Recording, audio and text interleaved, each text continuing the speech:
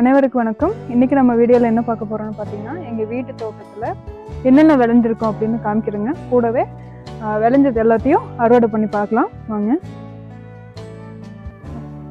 First நம்ம tomatoes அறுவடை பண்ணி எடுத்துக்கலாங்க. இந்த டொமேட்டோஸ் எல்லோ ப்ளம் டொமேட்டோஸ்னு சொல்லுவாங்க. இந்த டொமேட்டோஸ் ரொம்ப ஸ்வீட்டாக இருக்குது. இந்த டொமேட்டோஸ் ஓட செடி எனக்கு என் ஃப்ரெண்ட் ஒருத்தங்க கொடுத்தாங்க. அவங்க ஜெர்மன்லேருந்து வாங்கிட்டு வந்தாங்கன்னு சொல்லிட்டு அவங்க பயிராக கொடுத்தாங்க. அதில் 4 பயிர் 5 பயிர் கொடுத்தாங்க. அதில் ஒரே ஒரு செடி மட்டும்தான் எனக்கு மிச்சமாச்சு. எல்லாமே செத்துருச்சுங்க. மழை அதிகமாக இருந்ததுனால அந்த ஒரு செடியில் வந்த பழத்தை எடுத்து நான் விதையாக வச்சு மறுபடியும் அதே நான் பயிராக செஞ்சு நான் இது விளைஞ்சிருச்சுக்கு. கூடவே அவங்கக்கிட்ட 1 2 3 வெரைட்டியில் பழங்கள் வாங்கிட்டு அதில் எடுத்து நான் விதைய வச்சு நான் போட்டிருக்கேங்க. இதில் பார்த்தீங்கன்னா ஃபஸ்ட்டு போட்ட ஒரு செடி ரொம்ப குட்டியாக தாங்க வந்துச்சு.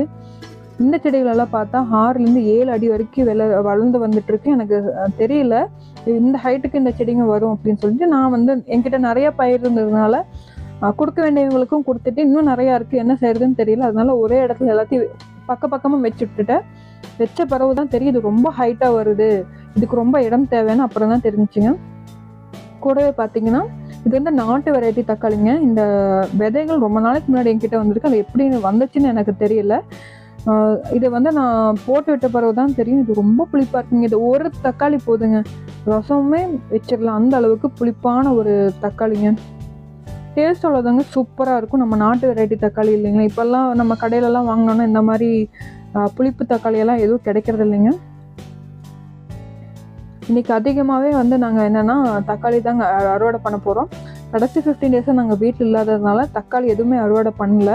அப்படியே இருந்ததுனால இன்றைக்கி தான் எல்லாத்தையும் எடுத்துகிட்டு இருக்கோம்.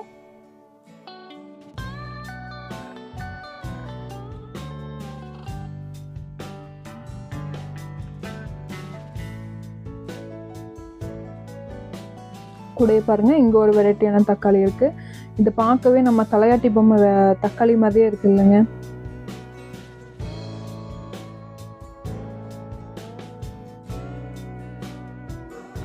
இதுக்கு நான் எந்த ஒரு இந்த செடிகளுக்கு எந்த ஒரு கெமிக்கலும் யூஸ் பண்ணலைங்க. எல்லாமே ஆர்கானிக் மேலே தான் விளைஞ்சிருக்கோம்.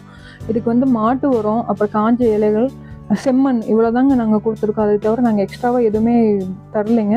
இது ஆல்ரெடி மண்ணிலேயே இருக்கிறதுனால மண்புழு உரம் இல்லாத நம்ம எதுவுமே ஆட் பண்ணலைங்க. ஏன்னா தானாகவே இதில் நிறைய மண்புழு உருவாயிருக்குங்க. இப்போ நம்ம மண்புழு உரம் அந்த மாதிரி எதுவுமே கொடுக்கலைங்க. இங்கே பாருங்கள், இன்றைக்கி மட்டும் தக்காளி கிட்டத்தட்ட 3லேருந்து 4 கிலோவுக்கு மேலேயே நாங்கள் தக்காளி அறுவடை பண்ணி எடுத்துட்டோங்க.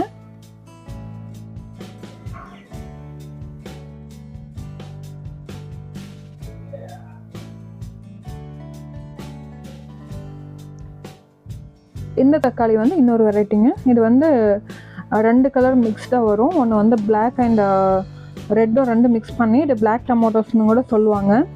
மேலே பார்த்தீங்கன்னா அப்படியே பிளாக் ஷேட்ஸில் இருக்கும், அப்புறம் பார்த்தா ரெட்டாக இருக்கும். இது என்கிட்ட ஒரே ஒரு பழத்தில் போட்டு எடுத்த செடி, ஒரே ஒரு செடி தான் வந்திருக்குங்க. கூடவே பார்த்தீங்கன்னா ஃபேஷன் ஃப்ரூட் வச்சுருக்கோம். இந்த ஃபேஷன் ஃப்ரூட் அதுவும் எனக்கு என் ஃப்ரெண்டு தான் கொடுத்தாங்க. இது பர்பிள் கலரில் இருக்குது. இது இப்படியே செடி இப்படியே ஆரம்பித்து மரத்து மேலே போய் அப்படியே வீட்டு மேலே போயிருக்குங்க. கூடயே வெத்தலை வச்சுருக்கோம், ஒரு 2 சைட்ஸ் வச்சுருக்கோம். அதை அப்படியே ஓரமாக வச்சது பெரிய பெரிய வெத்தலைங்க. ஃபுல்லாக மரம் ஃபுல்லாக வந்துருச்சு.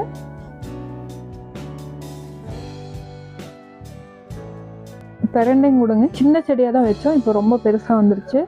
இப்போ நான் பெரண்டை அறுவடை பண்ணி எடுக்க போகிறது கிடையாது. ஏன்னா ஃப்ரெஷ்ஷாக எடுத்துகிட்டு நம்ம சட்னி அரைச்சோன்னா நல்லாயிருக்கும். இல்லை எடுத்துகிட்டு போய் ஃப்ரிட்ஜிலலாம் வைக்கிறது, வெளியே வச்சா நல்லா இருக்காது. இது பார்த்தீங்கன்னா சுண்டலில் விளைஞ்ச கீரைங்க, இதுவும் சமைக்கிறதுக்கு நல்லாயிருக்கும். கூடயே வல்லாரக்கீரையும் வச்சுருக்கோம். கொத்தமல்லி வச்சுருக்கோங்க. இது மண்ணில் தான் வச்சுருக்கோம். ஏதோ பேக்ஸில் அதிகமாக நான் எதுவும் வைக்கல. மொட்டை மாடியிலையும் அதிகமாக நான் எந்த செடியும் நான் வைக்கலைங்க. ரீசன் என்னென்னா இது ஒரு ரெண்டட் ஹவுஸ், நம்ம வெயிட் அதிகமாக அங்கே வைக்க முடியாது. அதனால் நாங்கள் கீழே இருக்கிற இடத்துல யூஸ் பண்ணிக்கலான்னு அதில் தேவையான காய்கறி விளைஞ்சு எடுத்துகிட்ருக்கோம். கூடவே லெமன் கிராஸ் வச்சுருக்குங்க. இப்போ மொட்டை மாடியில் அளவான செடி வச்சுருக்கேங்க. முல்லை செடி, காக்கடா, அப்புறம் மல்லி செடி வச்சுருக்கேங்க. இங்கே பாருங்கள், கிரேப்ஸ் வச்சுருக்கேன், சப்போட்டா வச்சுருக்கேங்க.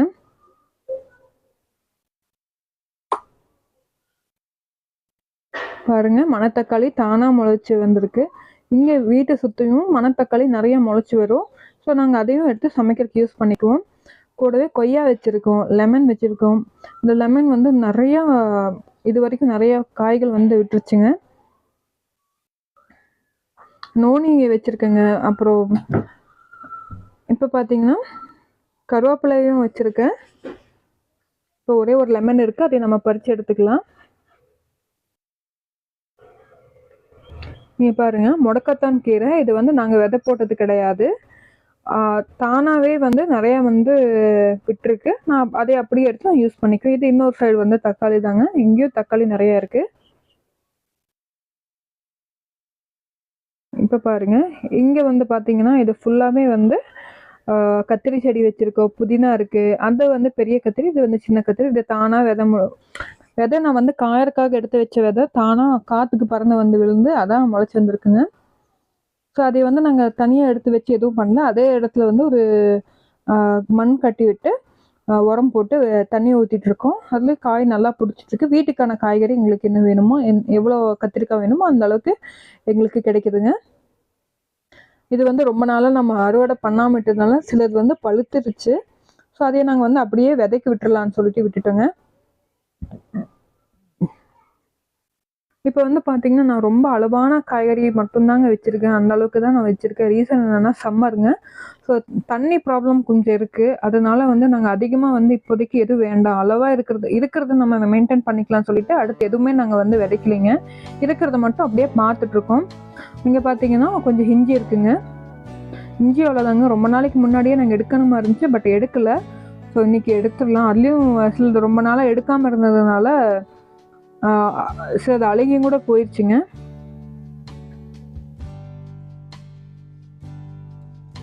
இங்கே பாருங்க, ஃப்ரெஷ்ஷான இஞ்சி.